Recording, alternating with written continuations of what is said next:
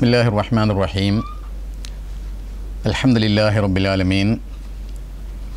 ಪರಮದಯಾಮಯನು ಕರುಣಾನಿಧಿಯೂ ಆದ ನಮ್ಮೆಲ್ಲರನ್ನು ಸೃಷ್ಟಿಸಿರುವ, ನಮ್ಮೆಲ್ಲರನ್ನು ಪರಿಪಾಲಿಸುತ್ತಿರುವ, ನಮ್ಮೆಲ್ಲರ ಸೃಷ್ಟಿಕರ್ತನಾದ ಅಲ್ಲಾಹನ ನಾಮದಿಂದ ಸಕಲ ಸ್ತುತಿ ಸ್ತೋತ್ರಗಳು ನಮ್ಮೆಲ್ಲರನ್ನು ಈ ಬ್ರಹ್ಮಾಂಡವನ್ನು ಸೃಷ್ಟಿಸಿ ಪರಿಪಾಲಿಸುತ್ತಿರುವ ಆ ಏಕೈಕ ಸೃಷ್ಟಿಕರ್ತನಿಗೆ ಮೀಸಲು. ಅವನ ಅನುಗ್ರಹಗಳು ಜಗತ್ತಿನಲ್ಲಿ ಒಳಿತಿನ ಸಂಸ್ಥಾಪನೆ ಮತ್ತು ಕೆಡುಕಿನ ನಿರ್ಮೂಲನಕ್ಕಾಗಿ ಆಗಮಿಸಿದ ಎಲ್ಲ ಪ್ರವಾದಿಗಳ ಮೇಲೆ, ಮಹಾಪುರುಷರ ಮೇಲೆ, ಸಜ್ಜನರ ಮೇಲೆ ಸದಾ ವರ್ಷಿಸುತ್ತಿರಲಿ. ಆತ್ಮೀಯ ಸಹೋದರ ಸಹೋದರಿಯರೇ, ಅಸ್ಸಲಾಮು ಅಲೈಕುಂ. ನಿಮ್ಮೆಲ್ಲರ ಮೇಲೆ ದೇವನ ಶಾಂತಿ ಮತ್ತು ಕರುಣೆ ಇರಲಿ.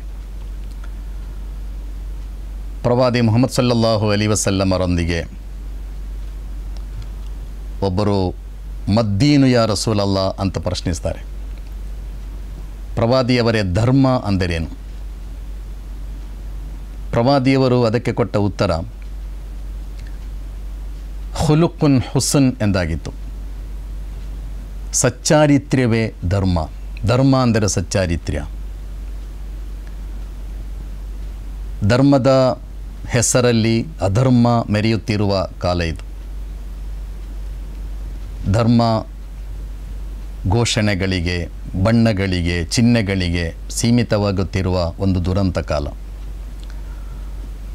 ಧರ್ಮ ಅಂದರೆ ಹಗೆತನವನ್ನು, ವಿದ್ವೇಷವನ್ನು ಸೃಷ್ಟಿಸುವ, ಉತ್ಪಾದಿಸುವ ಕಚ್ಚಾ ವಸ್ತುಗಳಾಗಿ ಮಾರ್ಪಟ್ಟಿರುವ ಒಂದು ಕಾಲದಲ್ಲಿ ನಾವು ಬದುಕುತ್ತಾ ಇರುವುದು. ಒಂದು ಧರ್ಮದ ಜನರು ಹಬ್ಬ ಆಚರಿಸುವಾಗ ಇನ್ನೊಂದು ಧರ್ಮದ ಜನರು ಭಯದಿಂದ ಕಂಪಿಸುವ, ಅಷ್ಟು ಮಾತ್ರ ಅಲ್ಲ, ಇವತ್ತು ನಮ್ಮ ಹಬ್ಬ ಇದೆ, ಆದ್ದರಿಂದ ನೀವು ಮನೆಯಿಂದ ಹೊರಗೆ ಬರಬೇಡಿ ಎಂಬ ಅಧಿಕೃತವಾದ ಆದೇಶಗಳು ಹೊರಡುವಂತಹ ಈ ಕಾಲದಲ್ಲಿ ಈ ಜಗತ್ತಿಗೆ ಪ್ರವಾದಿಗಳು, ಆಚಾರ್ಯರು, ಶರಣರು, ಮಹಾಪುರುಷರು ಅವರೆಲ್ಲ ಕಲಿಸಿಕೊಟ್ಟ ಧರ್ಮ ಯಾವುದು? ಅವರೆಲ್ಲ ಕಲಿಸಿಕೊಟ್ಟ ಧಾರ್ಮಿಕ ಚಿಂತನೆಗಳೇನು ಎಂಬುದು ಹೆಚ್ಚು ಹೆಚ್ಚು ಚರ್ಚೆಗೆ ಒಳಪಡಬೇಕಾದ ಅಗತ್ಯ ಖಂಡಿತವಾಗಿಯೂ ಇದೆ. ಈ ಹಿನ್ನೆಲೆಯಲ್ಲಿ ಪ್ರವಾದಿ ಮುಹಮ್ಮದ್ ಸಲ್ಲಲ್ಲಾಹು ಅಲೈಹಿ ವಸಲ್ಲಂ ಕಲಿಸಿಕೊಟ್ಟ ಈ ಮಾರ್ಗದರ್ಶನ, ಧರ್ಮ ಅಂದರೇನು ಎಂಬ ಪ್ರಶ್ನೆಗೆ ಪ್ರವಾದಿಯವರು ಕೊಟ್ಟ ಉತ್ತರ, ಧರ್ಮ ಅಂದರೆ ಸಚ್ಚಾರಿತ್ರ್ಯ. ನೀವು ಒಬ್ಬ ಧರ್ಮನಿಷ್ಠ ವ್ಯಕ್ತಿ ಅಂದರೆ ನೀವೊಬ್ಬ ಒಳ್ಳೆಯ ಮನುಷ್ಯನಾಗುವುದು. ಪ್ರವಾದಿ ಮುಹಮ್ಮದ್ ಸಲ್ಲಲ್ಲಾಹು ಅಲೈಹಿ ವಸಲ್ಲಂ ಈ ಜಗತ್ತು ಕಂಡ ಅತ್ಯಂತ ಶ್ರೇಷ್ಠ ವ್ಯಕ್ತಿತ್ವದ ಒಡೆಯರಾಗಿದ್ದರು. ಪ್ರವಾದಿಯವರ ಬಗ್ಗೆ ಕುರಾನ್ ಹೇಳಿತು, ವಇನ್ನಕ ಲಅಲಾ ಖುಲುಕಿನ್ ಅಲೀಮ್. ಪ್ರವಾದಿಯವರೇ, ನೀವು ಸಚ್ಚಾರಿತ್ರ್ಯದ ಉನ್ನತ ಮಟ್ಟದಲ್ಲಿದ್ದೀರಿ ಎಂದು ದೇವ ಹೇಳೋದು. ಇನ್ನಮಾ ಬುಇಸ್ತು ಲಿಯುತಮ್ಮಿಮ ಮಕಾರಿಮಲ್ ಅಖ್ಲಾಕ್. ಪ್ರವಾದಿ ಮುಹಮ್ಮದ್ ಸಲ್ಲಲ್ಲಾಹು ಅಲೈಹಿ ವಸಲ್ಲಂ ಹೇಳಿದರು, ನನ್ನನ್ನು ದೇವ ಈ ಜಗತ್ತಿಗೆ ನಿಯೋಗಿಸಿರುವುದು, ಪ್ರವಾದಿಯಾಗಿ ಕಳುಹಿಸಿರುವುದು ಸಚ್ಚಾರಿತ್ರ್ಯದ ಪರಿಪೂರ್ಣತೆಯನ್ನು ನಿಮಗೆ ತೋರಿಸಿಕೊಡುವುದಕ್ಕಾಗಿ. ಅಂದರೆ ಪ್ರವಾದಿ ಮುಹಮ್ಮದ್ ಸಲ್ಲಲ್ಲಾಹು ಅಲೈಹಿ ವಸಲ್ಲಂ ಈ ಜಗತ್ತಿಗೆ ಕಲಿಸಿಕೊಟ್ಟ ಧರ್ಮ ಅದು ಶ್ರೇಷ್ಠ ಚಾರಿತ್ರ್ಯ, ಶ್ರೇಷ್ಠ ವ್ಯಕ್ತಿತ್ವ, ಶ್ರೇಷ್ಠ ಸಂಸ್ಕಾರ ಇವುಗಳಾಗಿತ್ತು.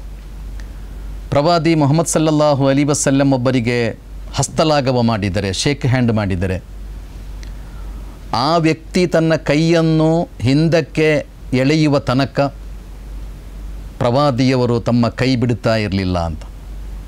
ಅಂದರೆ ಈ ಹಸ್ತಲಾಘವದಿಂದ ಅವನಿಗೆ ಸಂತೋಷ ಸಿಗುವುದಾದರೆ ಅದು ತಡೆಯಲ್ಪಡಬಾರದು ಎಂದು ಮಾತ್ರ ಅಲ್ಲ, ಪ್ರವಾದಿ ಮುಹಮ್ಮದ್ ಸಲ್ಲಲ್ಲಾಹು ಅಲೈಹಿ ವಸಲ್ಲಂ ಹೇಳಿದರು, ನೀವು ಪರಸ್ಪರ ಭೇಟಿಯಾಗಿ ಹಸ್ತಲಾಘವ ಮಾಡಿದರೆ ಆ ಕಾರಣದಿಂದ ನಿಮ್ಮ ಪಾಪಗಳು ಕ್ಷಮಿಸಲ್ಪಡುತ್ತದೆ ಎಂದು ಪ್ರವಾದಿಯವರು ಕಲಿಸಿಕೊಟ್ಟರು. ಪ್ರವಾದಿ ಮುಹಮ್ಮದ್ ಸಲ್ಲಲ್ಲಾಹು ಅಲೈಹಿ ವಸಲ್ಲಮರ ಬಗ್ಗೆ ಅವರ ಎಲ್ಲ ಸಂಗಾತಿಗಳು ತಿಳಿಯುತ್ತಾ ಇದ್ದದ್ದು, ಪ್ರವಾದಿಯವರು ನನ್ನನ್ನು ಅತಿ ಹೆಚ್ಚು ಪ್ರೀತಿಸ್ತಾರೆ ಅಂತ. ಪ್ರತಿಯೊಬ್ಬರು ಕೂಡ ಹಾಗೆ ಆಲೋಚಿಸ್ತಾ ಇದ್ದದ್ದು, ಪ್ರವಾದಿಯವರಿಗೆ ಅತಿ ಹೆಚ್ಚು ಪ್ರೀತಿ ಇರುವುದು ನನ್ನ ಮೇಲೆ. ಪ್ರತಿಯೊಬ್ಬರು ಹಾಗೆ ತಿಳಿಯುವುದೆಂದರೆ ಪ್ರವಾದಿಯವರ ವರ್ತನೆ ಎಲ್ಲರೊಂದಿಗೂ ಹಾಗೆ ಇತ್ತು, ಯಾರ ಮನಸ್ಸನ್ನು ನೋಯಿಸದ, ಎಲ್ಲರಿಗೂ ಸಂತೋಷವನ್ನು ಮಾತ್ರ ಕೊಡುವ ಒಂದು ಸಂಸ್ಕಾರವಾಗಿತ್ತು ಪ್ರವಾದಿ ಮುಹಮ್ಮದ್ ಸಲ್ಲಲ್ಲಾಹು ಅಲೈಹಿ ವಸಲ್ಲಮರದ್ದು. ಪ್ರವಾದಿಯವರ ಪತ್ನಿ ಆಯಿಷಾರಿಗೆ ಮಕ್ಕಳಿರಲಿಲ್ಲ. ಅವರ ತಂಗಿ ಅಸ್ಮಾರಿಗೆ ಮಗು ಹುಟ್ಟುತ್ತದೆ. ಆ ಮಗುವಿಗೆ ಅಬ್ದುಲ್ಲಾ ಅಂತ ಹೆಸರಿಡಲಾಯಿತು. ಒಂದು ದಿವಸ ಆಯಿಷಾ ತನ್ನ ತಂಗಿಯ ಮಗುವನ್ನೆತ್ತಿಕೊಂಡು ಪ್ರವಾದಿಯವರ ಬಳಿ ಬರುತ್ತಾರೆ. ಆಯಿಷಾರಿಗೆ ಮಗುವಾಗಿಲ್ಲ ಎಂಬ ವಿಷಯದಲ್ಲಿ ಬಹಳ ನೋವಿದೆ. ಪ್ರವಾದಿಯವರು ಆಯಿಷಾರೊಂದಿಗೆ ಹೇಳಿದರು, ಆಯಿಷಾ, ಇವ ಅಬ್ದುಲ್ಲಾ, ನೀನು ಉಮ್ಮು ಅಬ್ದುಲ್ಲಾ ಅಂತ ಹೇಳಿದರು. ಈ ಮಗು ಅಬ್ದುಲ್ಲಾ, ನೀನು ಅಬ್ದುಲ್ಲನ ಅಮ್ಮ ಅಂತ ಹೇಳಿದರು.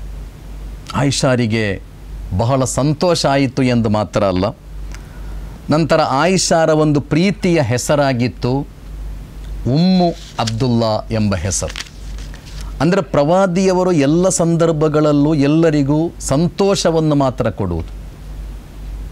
ಪ್ರವಾದಿ ಮುಹಮ್ಮದ್ ಸಲ್ಲಲ್ಲಾಹು ಅಲೈಹಿ ವಸಲ್ಲಂ ಹೇಳಿದರು, ನೀವು ಒಟ್ಟಿಗೆ ಊಟ ಮಾಡುವಾಗ ಊಟ ಮುಗಿಸಿದ ಮೇಲೆಯೇ ಎಲ್ಲರೂ ಏಳಬೇಕು, ಅರ್ಧದಿಂದ ಒಬ್ಬರು ಏಳಬಾರದು, ಅಥವಾ ಊಟ ಮುಗಿಸಿ ನೀವು ಬೇಗ ಎದ್ದು ಹೋಗಬಾರದು.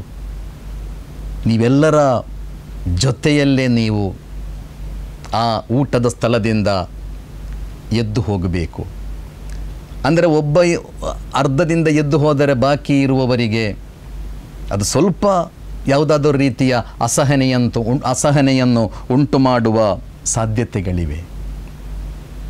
ಪ್ರವಾದಿ ಮುಹಮ್ಮದ್ ಸಲ್ಲಲ್ಲಾಹು ಅಲೈಹಿ ವಸಲ್ಲಂ ಹೇಳಿದರು, ನಿಮ್ಮ ಮನೆಯಲ್ಲಿ ಬೇಯಿಸುವ ಆಹಾರ, ಅದರ ಸುವಾಸನೆ, ಅದರ ಪರಿಮಳ ನೆರೆಮನೆಗೆ ತಲುಪಿದರೆ ನೀವು ಬೇಯಿಸಿದ ಆಹಾರದಲ್ಲಿ ನೆರೆಮನೆಯವನಿಗೂ ಹಕ್ಕಿದೆ ಅಂತ ಕಲಿಸಿಕೊಟ್ರು. ನೀವು ಬೇಯಿಸಿದ ಆಹಾರದ ಸುವಾಸನೆ, ಅದರ ಪರಿಮಳ ಅದು ನೆರೆಮನೆಯವರಿಗೆ ತಲುಪಿದರೆ ಆ ಆಹಾರದಲ್ಲಿ ನೆರೆಮನೆಯವರ ಪಾಲು ಇದೆ, ಅವರ ಹಕ್ಕು ಅದರಲ್ಲಿದೆ, ಕೊಡಬೇಕದು. ನೀವು ಮನೆ ಕಟ್ಟುವಾಗ ನೆರೆಮನೆಯವನಿಗೆ ಗಾಳಿ ಮತ್ತು ಬೆಳಕು ತಡೆಯಬಾರದು ಎಂದಲ್ಲಾಹನ ಪ್ರವಾದಿ ಆದೇಶಿಸಿದರು.